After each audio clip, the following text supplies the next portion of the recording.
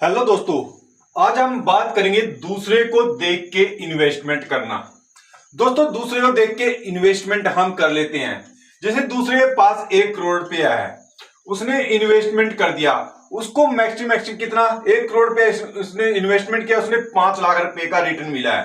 तो 1 करोड़ पे 5 लाख का मतलब 5% का रिटर्न मिला है। और जो हम सोचते हैं हमें भी ऐसा रिटर्न मिले, हम ये नहीं देखें उसने 1 करोड़ रुपए का इन्वेस्टमेंट किया हुआ है, हम सोचेंगे हमें भी 5 लाख रुपया बढ़ना चाहिए।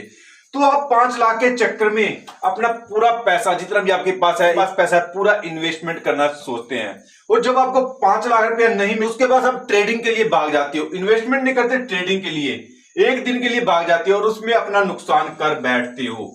मैक्सिमम काफी के साथ ऐसे होता है, उसमें आप काफी नुकसान कर लेते हो अपना। तो अपने ऐसे नहीं करना, दूसरे को देख के इन्वेस्टमेंट नहीं करनी, अपनी सोच समझ से ही इन्वेस्टमेंट करनी है।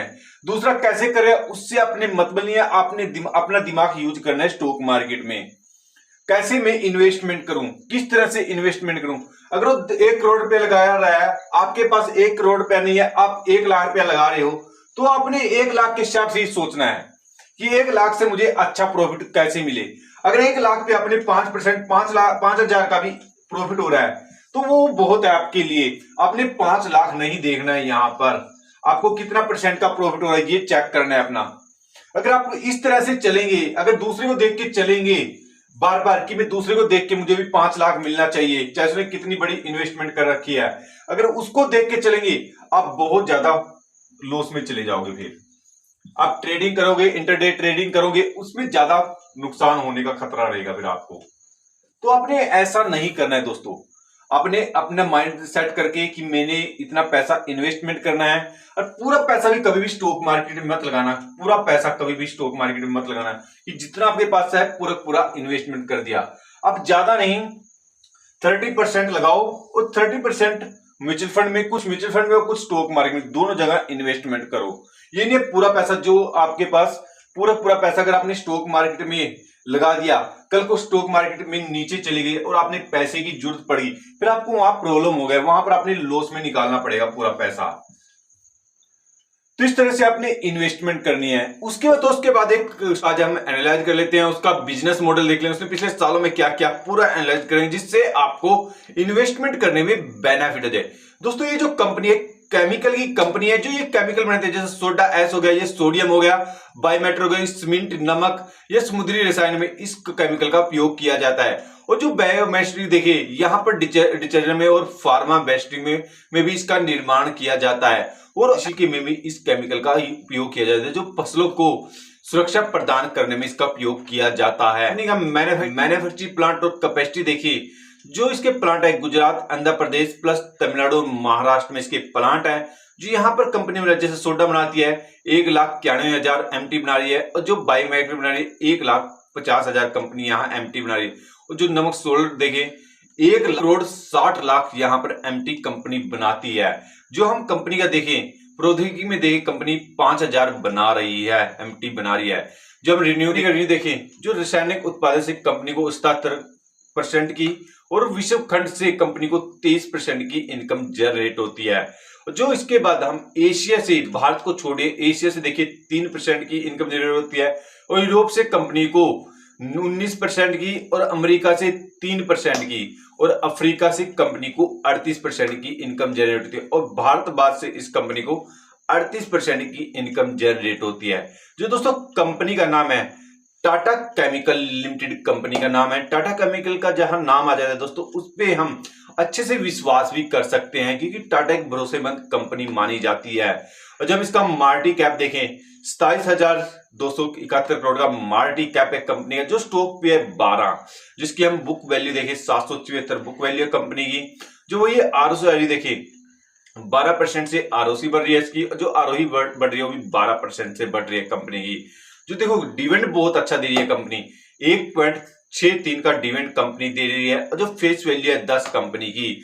जो वही हम सेल एंड ग्रोथ देखे कंपनी का, पिछले 10 साल में 1%, और 5 साल में 10%, और 3 साल में 17% से कंपनी ने सेल में ग्रोथ की है। जो वही हम प्रॉफिट ग्रोथ देखे कंपनी का, जो प्रॉफिट ग्रोथ देखें 10 साल में 17% और 5 साल में -1%, जो तीन साल में देखें -3% से कंपनी की प्रॉफिट में ग्रोथ हुई है। जो वही कंपनी का जब कंपनी का सीजीआर देखें 10 साल में 26%, 5 साल में 26% और 3 साल में 53% से कंपनी का सीजीआर बढ़ा है। जो हम कंपनी के पास रिजर्व है, देखो रिजर्व भी अच्छा मेंटेन कर रखा है कंपनी ने।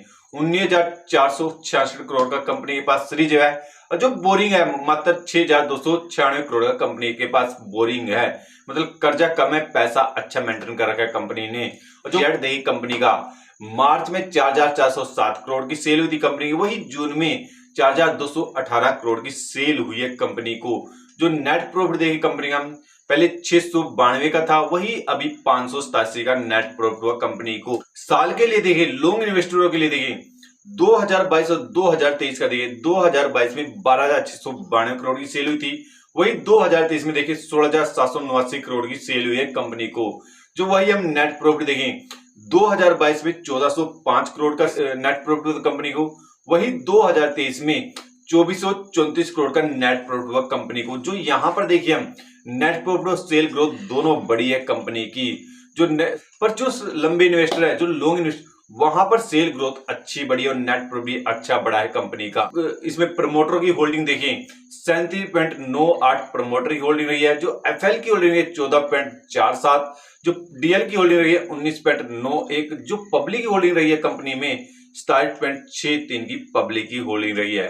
इस कंपनी में गवर्नमेंट ने भी होल्डिंग कर रखी है। जो वही हम शेयर प्राइस देखें कंपनी का 1068 का शेयर प्राइस चल रहा है। जो 1 साल का रिटर्न दिया -3%, जो 5 साल का रिटर्न दिया इस कंपनी ने 229 का 5 साल का रिटर्न दिया इस कंपनी ने। देखो दोस्तों, यहां पर थोड़ा सा रिटर्न 1 साल का तो कम रहा है, जो 5 साल का रिटर्न दिया वो बिल्कुल ठीक रहा है। अब इस कंपनी ने हाई किया है 1200 से ऊपर, इस कंपनी ने हाई किया है। अभी दोस्तों ये स्टॉक थोड़ा नीचे भी आया। आप देखिए शुक्रवार को बहुत ज्यादा टूटा है ये स्टॉक। जो अगर आप इस स्टॉक में इन्वेस्टमेंट करना चाहते हैं तो 3 से 4% की इन्वेस्टमेंट इस स्टॉक में लेके चल सकते हैं आप लंबे समय के लिए। अगर आप लंबे समय के लिए स्टॉक में आप इन्वेस्टमेंट करेंगे आपको अच्छा रिटर्न मिल सकता है, पर आपने पहले अपना रिसर्च कर लेना, उसके बाद ही इन्वेस्टमेंट करना। ये वीडियो एजुकेशन पर्पज से बनाई गई है। वीडियो दोस्तों अच्छी लगे तो लाइक कर देना, चैनल पे नए चैनल सब्सक्राइब करके जाना। सब्सक्राइब करने से, लाइक करने से हमारा एक मोटिवेशन बढ़ता और हमें वीडियो बनाने में बहुत अच्छा लगता है। इसलिए दोस्तों चैनल को सब्सक्राइब कर दिया करो, हमारा थोड़ा मोटिवेशन बढ़ा दिया करो। वीडियो देखने के लिए आप सभी का धन्यवाद।